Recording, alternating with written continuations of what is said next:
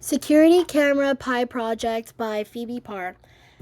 My project is a Raspberry Pi based security camera that automatically uploads footage to local storage. And I chose this project because the Pi's camera interface, file system, and network connection makes it ideal for capturing video, detecting motion, and securely transferring data. And I thought that using MotionEye would give me a hands-on experience with Linux, networking, and automation, which directly supports what we're learning in class. Like, it reinforces it and it supports my interests, as I am a cybersecurity major and my future goals are working in a cyber field for like a company. And some of the connections that the Raspberry Pi architecture has to what we're learning in class are networking.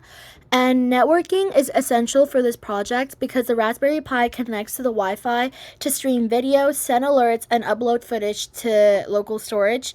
And without its built-in network interface, the camera couldn't communicate with MotionEye's web dashboard or transfer files off the device. And the second is the file system. And the Pi's file system stores the MotionEye configuration files, log files, and all video clips before they are uploaded to the local storage. It handles the read-write-execute operation, organizes where footage is saved, and ensures that MotionEye can access storage paths without corruption. And the other is the operating system, which runs the whole camera system. It manages the MotionEye software, controls permission, handles automatic updates, and keeps the camera and networking services running in the background. The operating system is what allows the Pi to boot, run scripts, and execute all processes consistently. And as for the peripherals, the camera module itself is a peripheral connected through the USB. MotionEye uses the Pi's peripheral support system to recognize the camera, gather video frames, and interact with sensors. Or in my case, if the sensors are being added into the camera configurations, and peripherals make the hardware component of the security camera functional. And last but not least is the GPU, and the GPU handles video processing and helps MotionEye render a smooth live feed for the user interface. When I log into MotionEye from a browser, the GPU supports the encoding and preview of real-time video. This improves performance, reduces CPU load, and ensures the interface displays clean, stable footage. And the procedures I followed were that first I bought a camera from Amazon and then it arrived 2 days later. And then after that, I began installing MotionEye for video streaming and monitoring. And to do that, I went through the GitHub instructions that was posted on Brightspace. And during that process, there were some codes that I misspelled. And then there were some outdated commands that I had to fix. And then however, I got to install the package and it worked. And after that was installed, I had to get the MotionEye service started. And so I opened a web browser and logged into the MotionEye web interface, then used the web UI to manage camera connections.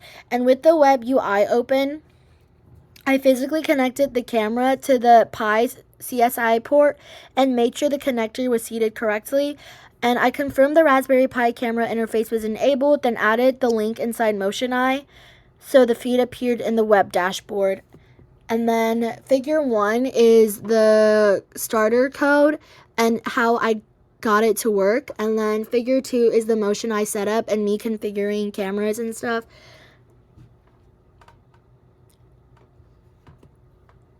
And then inside MotionEye, I configured the camera. I set resolution and frame rate to balance image quality against CPU usage, chose the local storage path on the Pi for recorded clips, and adjusted stream quality for smooth live preview.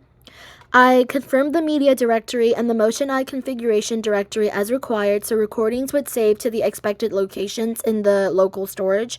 I enabled motion detection and turned on the sensitivity higher so that the system would record the relevant motion and avoid storing unnecessary footage. And also, because I made it much more sensitive, it sent me a lot more notifications on my Gmail. And as for the Gmail, I had to configure the SMTP settings, to send to my personal Gmail account, and I had to create an app password and I entered those credentials into Motion Eye's email settings so that it could authenticate and send messages. And here's figure 3 is me configuring the camera, and then there's the frame change threshold, which I put at like 3%, and then motion gap and minimum motion frames and what the video would record. And to keep the system secure, I enabled automatic operation system updates on the Pi. I also tested the entire workflow, including triggered motion, verified recording saved locally, confirmed uploads and email alerts, and I constantly checked for my failures so that it could behave consistently and how it was supposed to. And some of the typical things that I did wrong were typos in commands, so I had to correct them, and I had to adjust file permissions so that MotionEye could write to the storage directories. And finally, after all that was over, I documented every step and problems I encountered through the TPS reports so that someone else could follow the same process. However, it turned out great, and the result was this camera being linked to MotionEye on my Raspberry Pi that detects motion, slaves locally, sends Gmail alerts via an app password, and runs with automatic updates and stable performance.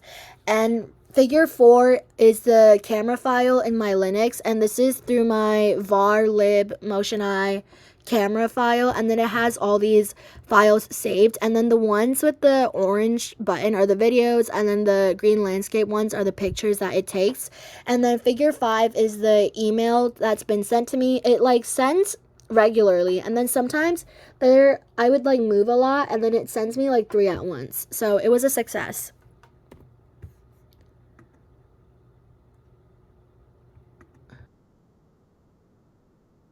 I know that I have the name listed. Yeah, fall 24. Did they get a 0 on it? Yes. The student also did their video with AI. They trained an AI model. Yeah. Yeah. And the biggest giveaway was that I kept saying Raspberry PI. So I sent him photos of a Raspberry private investigator.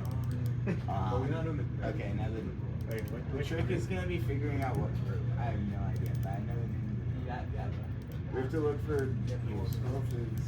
I just have to find the names that look like nice students. Okay, that's actually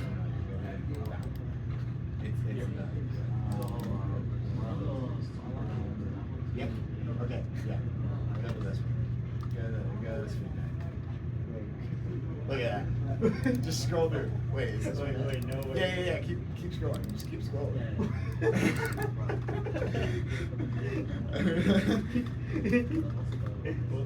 and then wait. Did he write like another comment on there? No. Okay. Oh yeah. No. Go look at the rest of them. Wait, this guy's still in the class. I remember doing attendance sheets and this guy's making fun. Wait. Wait. I don't know if he did it last time. So that was my results. And then as for the troubleshooting, some of the things that I had to do was that the system stopped sending motion detection notifications once, and that required configuring the server settings and resetting the Gmail setup. And then I just re-entered my personal Gmail account, and then I applied it on the camera configuration setting, and then it sent me emails again, and then it worked out great in the end. And for figure 6, the first code, I mistook the 0 for an O, and I had to redo that again and put it as an O. And then the second code on figure 6, it was an out of date from GitHub, and so I had to look it up on Pi My Life security camera, and I found the right command, which is the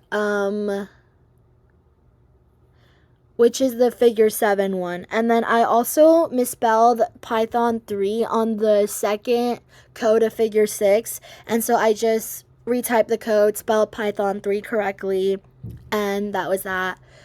And then some of the lessons learned. I learned how important hardware-software integration is, especially when working with embedded systems like the Raspberry Pi. And specifically for the projects, the camera performance depends heavily on configuration, proper resolution choices, because I would look really like grayed out, whereas like I looked at my peer's camera and theirs was like vibrant, and so I had to refix it. And then I also learned how to secure a device on a network and how motion detection settings influence both accuracy and storage use. The project showed me how flexible the Raspberry Pi architecture is and how many features can be added with simple components. It also helps me understand how small configuration changes can dramatically improve system reliability, and overall, the experience made me more confident in troubleshooting and optimizing embedded devices. Thank you.